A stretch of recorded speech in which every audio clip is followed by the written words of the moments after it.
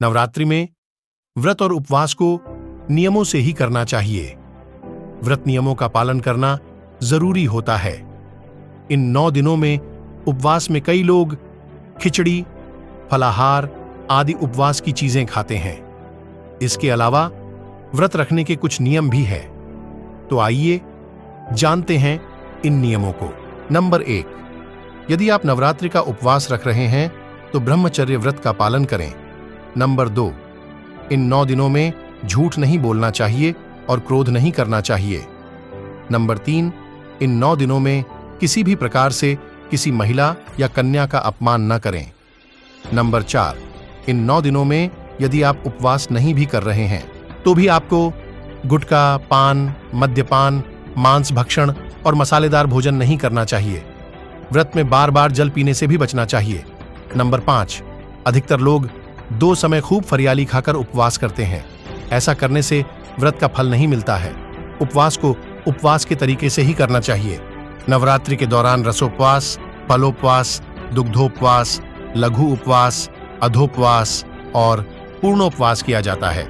जिसकी जैसी क्षमता होती है वह वैसा उपवास करता है।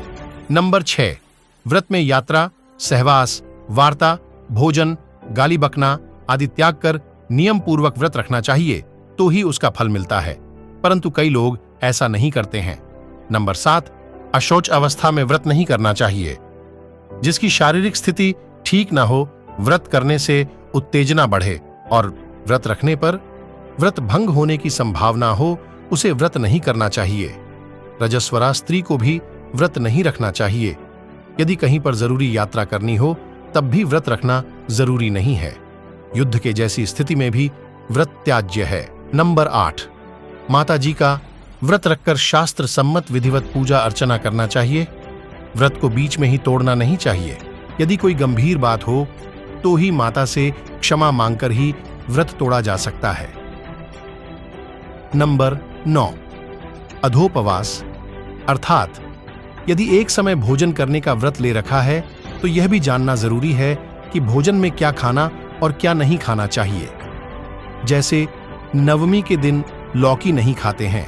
नंबर 10, सप्तमी, अष्टमी या नवमी के दिन व्रत का पारण कर रहे हैं तो व्रत का उद्यापन जरूर करें और 9 कन्याओं को भोजन कराकर उन्हें दक्षिणा देना चाहिए, तभी व्रत का फल मिलता है।